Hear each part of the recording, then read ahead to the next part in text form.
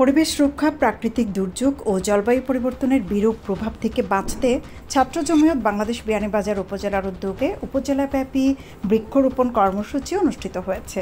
এরই অংশ হিসেবে শনিবার বিয়ানীবাজার পৌর ছাত্র জমিয়তের ব্যবস্থাপনায় পিএইচজি হাই স্কুলে বৃক্ষরোপণ অনুষ্ঠিত হয়। বিয়ানীবাজার উপজেলার অন্যতম শিক্ষা বান্ধব সংগঠন তেলপাড়া ছাত্র কল্যাণ সংস্থা নতুন কার্যনির্বাহী কমিটির ঘোষণা দিয়েছে। একই অনুষ্ঠানে সংগঠনটি সংস্থার প্রতিষ্ঠাতা সভাপতি সহ ৫ জন প্রবাসী বন্ধুকে সংবর্ধনা প্রদান করেছে। জকিগঞ্জের আমলশীদ গ্রামের ব্যবসায়ী গোবিন্দ পালের বাড়িতে লোকজনকে হাত পা বেঁধে দুর্ধর্ষ ডাকাতির ঘটনা ঘটেছে। শুক্রবার গভীর রাতে এই ঘটনা ঘটে। শনিবার সিলেটের অতিরিক্ত police super Shah Alam, DB পুলিশের একটি দল ও জকিগঞ্জ থানা পুলিশ ঘটনাস্থল পরিদর্শন করেছে।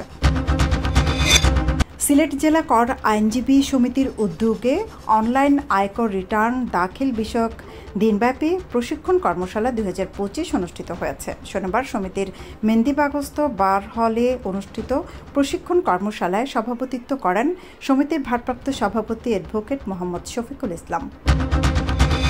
কুলাউড়ায় মাদক বিরোধী অভিযান চালিয়ে ৩ জন মাদক সেবীকে কারাদণ্ড দিয়েছে ভ্রাম্যমাণ আদালত। শনিবার উপজেলার বিভিন্ন স্থানে এই অভিযান পরিচালনা করেন সহকারী কমিশনার ভূমি ও নির্বাহী ম্যাজিস্ট্রেট শাহ জহুরুল হোসেন। অভিযানে তাকে সহযোগিতা করে জেলা মাদকদ্রব্য নিয়ন্ত্রণ অধিদপ্তরের একটি দল।